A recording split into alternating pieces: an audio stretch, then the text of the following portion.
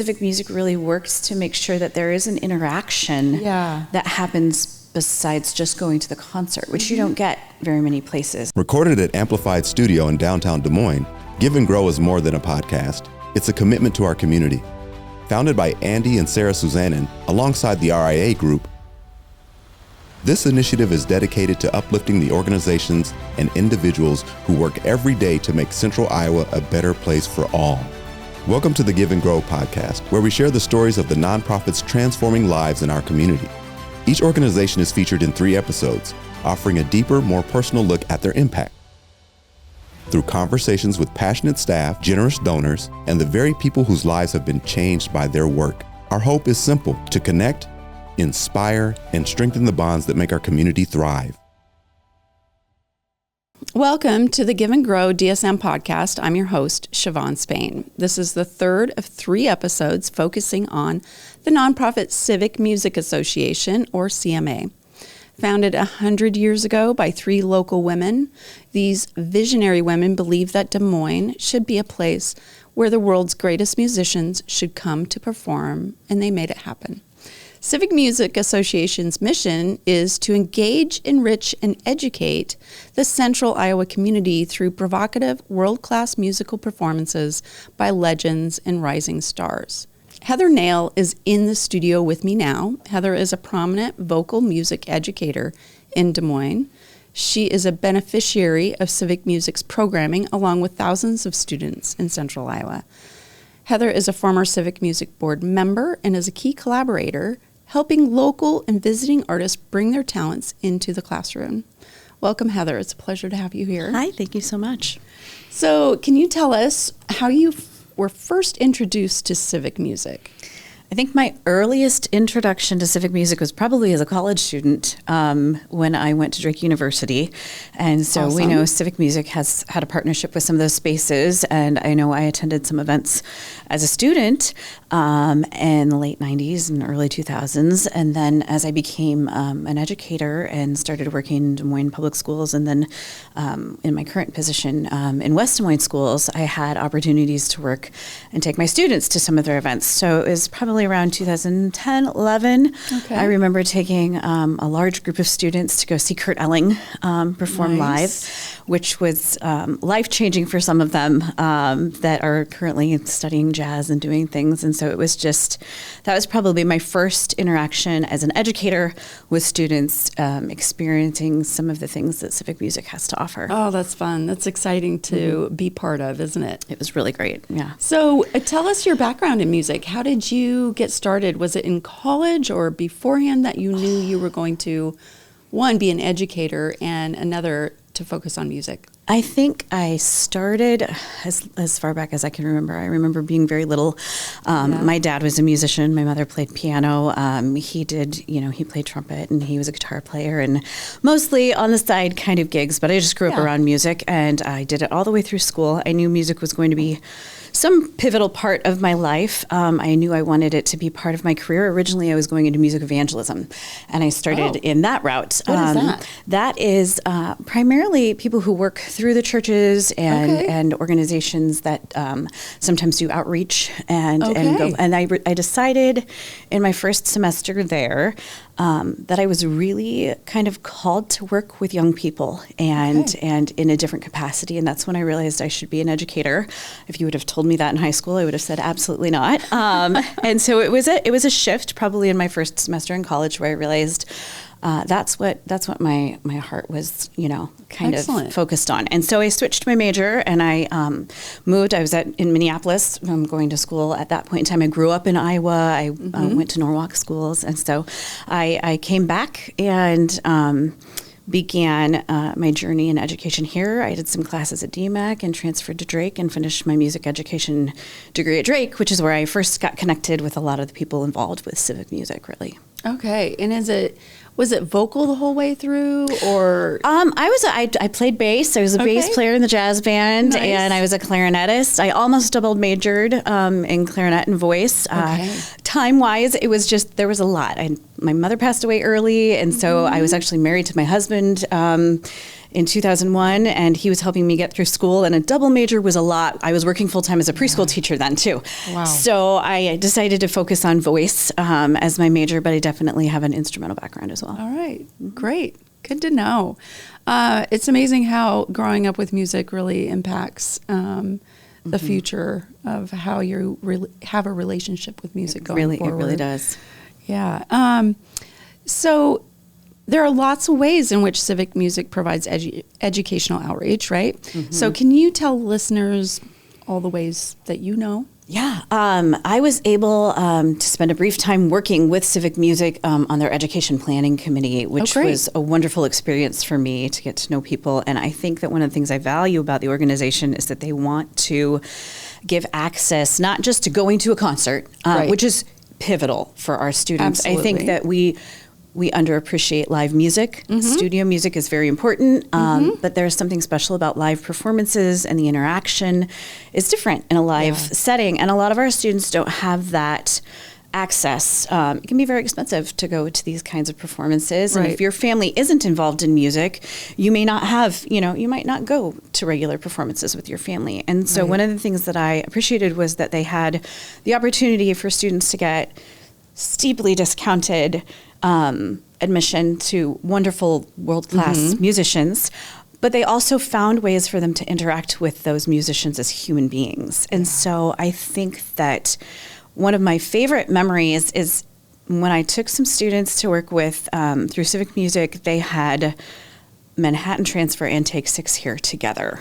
Okay. And they were doing a combined event. I was able to take my jazz choir at the time to go to a master class where they were able to interact with the musicians and then also go to the concert. So we have had clinics where they will work with my students, will sing a little bit and get some feedback and some advice from these people who are making a living doing this, which is really exciting and encouraging for them. They get to hear stories about how, some of these really famous people started just like they did, and what their path was like, and ask questions. And so that's wonderful for the students.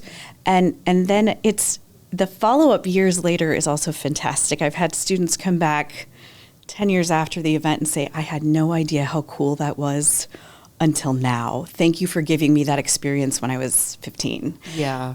So I really think that it's a lifelong investment in the future of both music performers and connoisseurs. And so I think that what Civic Music is bringing to the community and through a lot of their education outreach is going to help live music and that sense of community survive in a world that has become maybe less interactive when it comes to creation of art.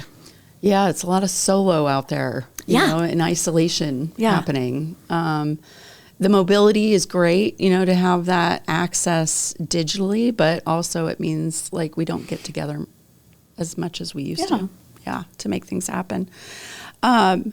So you've shared a little bit of insight about what it's like to be a student and interact with these musical giants. But can you tell a story of maybe a couple students that you see how it impacted their future? Yeah. A great example is one of our alumni, Avi Gedler. Okay. She has a fantastic background. Her mother was one of the educators in our district at our junior high for years. And Avi was an instrumentalist and a vocalist and just a very studious musician. Civic Music was able to give not only some scholarship opportunities for her that she was able to take advantage of, but I remember we had Cyril Aimé here, and she was able to work with Avi, and I think Avi was 14 or 15 years old, but just an amazing blossoming musician. And they had, the interaction was just magical for me to watch as a teacher.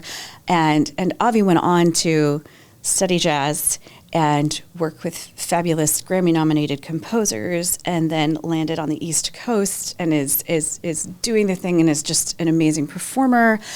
She performs professionally now and has had wonderful education experiences, and she's just one of several students that we've had who have had some of these experiences and then gone on to become professional musicians, music majors. And that's not an easy route. It's not. Yeah. It's really not. So we see a lot of our students actually following in the footsteps very successfully of some of these performers that they get to interact with. Yeah, especially if they have a road map, right, that's laid out. That makes it a little bit easier to see how to get from point A to point B in that form. Was she able to get one-on-one, or is it in a group context, like classroom context? It was like a master class, but she was a soloist in the master class as well. So she was able to get some one-on-one feedback. Wow. And the other thing that's wonderful is a master class situation is something that a lot of people don't get to experience till they're in college. So tell me what that means. I don't know if all the listeners know what a master class is. So a master class would be where my group of students, usually it's my jazz ensembles, they're the ones that have worked most closely, although we've had some classical events as well with some of like King Singers. I had several gentlemen that were able to perform and work with the King Singers as well. So it's not always just jazz, but they get a chance to do a little bit of performing themselves in front of the professional, and then they get some feedback right there. They'll say, you're doing this really, really well. Can you try doing this? Can you experiment with this? I know one of the things that happened in Avi's clinic is she said, that is a really fantastic swing tune. What if we counted it off as a bossa and we totally changed the time feel?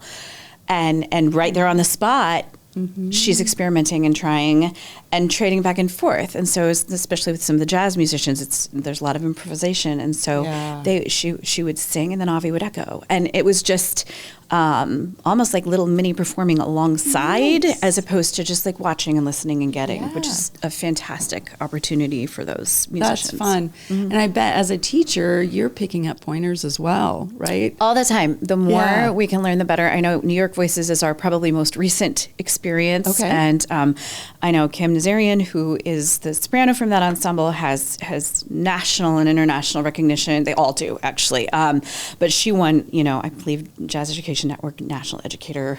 And so as a teacher, being able to watch some of these professional musicians who are also master educators, I'm constantly taking notes and writing down, I need to try this and remember that trick, and the way they worded this is something I hadn't worded that way maybe. And so it's also a really great educational resource for the teachers. To just, anytime you watch somebody else that's a master at their craft doing what they do well, you can pick up things that you can benefit from. So that's a good question. Can other teachers access this as well? Yes, and I think the goal is to have as many different schools and as many different groups of students involved as possible. I've benefited greatly from this program, but I know that Roosevelt High School was there and worked, and and so was Dallas Center Grimes for this last clinic. They've reached out to big schools, small schools, people in the metro area, varying age groups.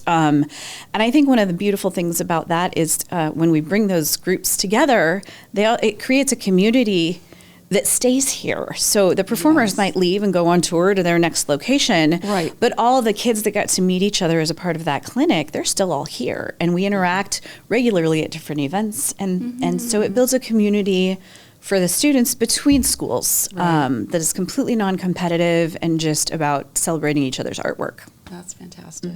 Good stuff. Who is the last person that you got really giddy about? I'm sure it's exciting to be around all of them, but is there somebody that you get kind of starstruck? Oh my gosh. Does that happen? It did with Kurt Elling. That was a huge one. I'm trying to think of who else we had. Because what was that experience like? Why was it so exciting? He's iconic. He's, it would be the equivalent of somebody getting to see Frank Sinatra. I mean, he is just that. It's that amazing to listen to him. I know I'm so excited, Cohen, some of the upcoming this year, their performances are just stellar, off the charts. King Singers was phenomenal. I don't think they've ever brought anybody in that I was not really excited to see. They do such a good job of working with the community to to know who not only like very current. It's very current, and I think one of the things that's been beautiful is they also bring in some of the people that are the next amazing great thing right before it hits like the Grammy, and you go, oh my gosh, I just saw them, because Civic Music is very good at doing their homework and their research to see, who's who and who's making waves and who might be slightly flying under the radar and then just pops out of nowhere. I think that that's something that they've done an amazing job with. They bring in huge, well-known groups as well. Absolutely. But it's really fun to see some of these blossoming artists like right at the very beginning of their careers. And the mix is wonderful between, as a mother who my daughter is very involved in music as well. She's an upright bass player, and the chamber music groups that they've brought in that we've been able to experience, and some of the instrumental things, the piano things. My daughter plays piano as well. The variety, I think, makes it so that everybody can get something out of their programming. It's not just one thing. It's a multitude of different types of music. Starting to diversify more and more just because there's so many great genres out there that have things to learn from, right? And experience. And to have such, I love the intimacy of it, because it's small. Like, it's not, you're not going to New York and you have to push through crowds and find parking and pay like $1 bazillion and all this stuff. It's like right here in Des Moines. Right. You can go down the street probably and see it. And they perform different places. So at Valley, you have a performing center. We have a beautiful performing arts center, and that's one of the things that's been lovely to be able to partner with Civic Music. I'm so thankful to my school district and our performing arts manager because they are willing to allow us to use the space to bring some of these things to our school, knowing how much our students are getting out of it. And so I think that's one of the benefits of where I'm at. As an educator, is that we do have that space that is just a phenomenal performance space. And I know they partner with Sheslow a lot, and there's some beautiful things that happen there.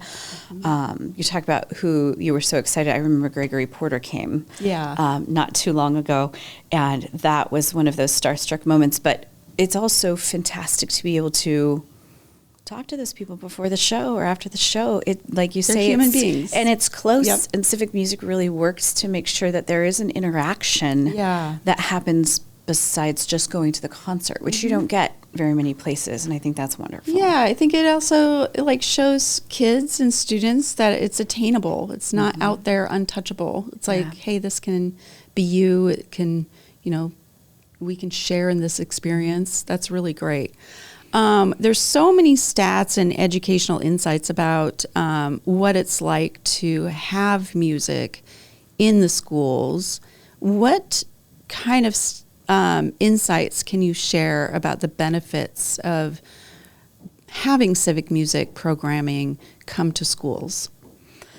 I think one of the things that's wonderful is that they bring them into our environment as well, as opposed to we don't always have to go to them for a clinic. And in the reality of how schools are functioning, transportation is hard. Yes. Just getting a bus Right. Is extremely difficult sometimes to take kids places, and the mobility of our students is very different than it was 20 years ago. And I think the fact that they're coming into our school helps build that relationship and gives access to the students in a way that they might not have if they had to leave the building and go somewhere else for it. So I think that the outreach where they come to us as opposed to us having to go to them, it also just shows the genuine nature of their devotion to the community and what they're trying to do for the Des Moines area.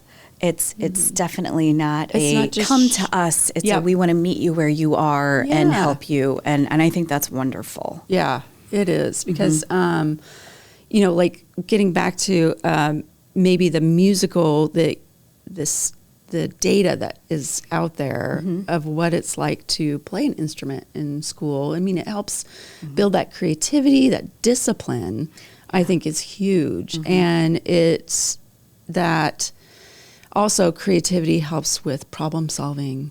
And like you said, the community building, being able to know what it's like to be part of a musical community is also very beneficial. Do you see that playing out in your students?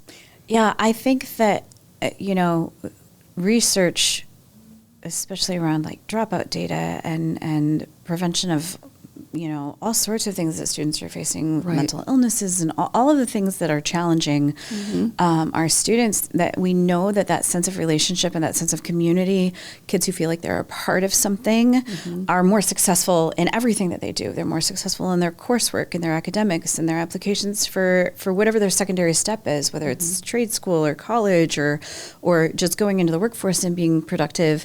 That sense of community and the ability to communicate with other people and work together for something that is maybe not completely self-driven is fostered in our music collaborations. And so just the way that they can see that as part of who they are and having people to connect with that enjoy the same thing they do. I know like not every student, most students are not going to go on to be professional musicians. We have a good chunk at our school that do, but the majority of them, we want them to still feel like the music community is a place for them, a place for their future families, and just the way that builds, you need one performer, but you need an audience of hundreds. And so we're not just building the performers, we're building those audiences. And I think we learned in the pandemic that creation of art and that sense of community and specifically music making, we realized the value of that when it was harder to come together. When we were all in little boxes on screens. And so I think that the sense of community that is built again, by showing these students that it's not just something that you have to do when you're in high school. When you leave high school, there's still a music community out there to be a part of. Is part of what Civic Music does. Be part of their life throughout their life. Not just like sometimes I talk to fellow parents about different sports, and it's like thinking about what sports can they take with them beyond school, like tennis and all these other things and music is another aspect that they can learn in school, but also take with them throughout their life. And can be so beneficial to their well-being. So what are your hopes for civic music in the next 100 years? I hope that they can get the recognition that they deserve for what they've been doing for so long. Any organization that can last 100 years is doing a lot of things right.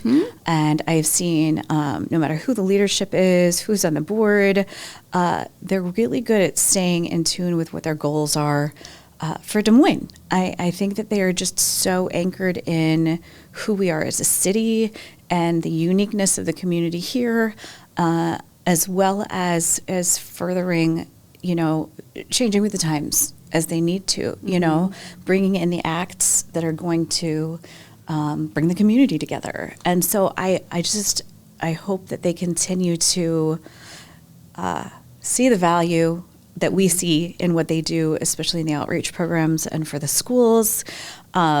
Keep taking risks to bring in those different and exciting performers in all different genres. I hope they continue with the diverse offerings that they have, because I think that's one of the things that makes them unique to the area, is they're not just like, here's where you just go for jazz performances, or here's where you go for pop performances, or here's where you go for chamber music. I think the fact that they haven't completely gone in one direction where like this is our niche, and they're open to new and changing things is what keeps them so relevant. It is. I wonder about how it is, because they don't have a location, they don't have their name on a building. And just look what it's helped do for the Ballet Des Moines, is to have a place downtown with their name on it. It's that recognition where Civic Music collaborates with their locations and their outreach. And I'm sure it is a little bit more of a challenge to keep their name front and center. But this celebrating 100 years helps, and bringing Yo-Yo Ma obviously helps, because who's bigger than that? That was pretty amazing. My daughter was just I think we were 3 rows back for that. That was just one of those. Yes, that's the way to do it. Amazing. Yeah, that was huge. Yeah. Well, fantastic. So Civic Music's in their 100th season right now, so people can still take advantage of the performances that are happening. Tickets are relatively reasonable. Extremely reasonable. That's what I thought. I think the ticket prices, as somebody who does go to a lot of different things, are kind of a steal for what you're getting, and for, again, the experience, the up close and personal, and how that works. And any student seems like they can get 40% off? Yes. Yeah. Steeply discounted student tickets. And then they also welcome volunteers.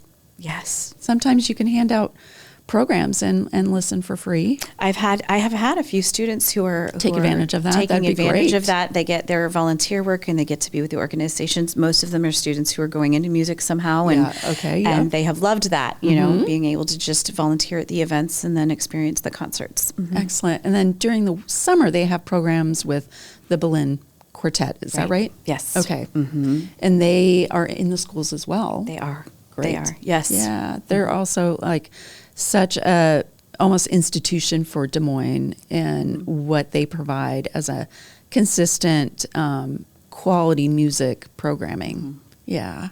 Good. Well, I appreciate all your insights from your perspective of Civic Music Association. It makes me even more excited to go get involved and hear those performances. So thank you for joining us, Heather. Thank you for having me. For those who want to learn more, you can visit their website at civicmusic.org. And to our listeners, thank you for being here. You can listen to every episode on your favorite platforms, or by visiting giveandgrowdsm.com.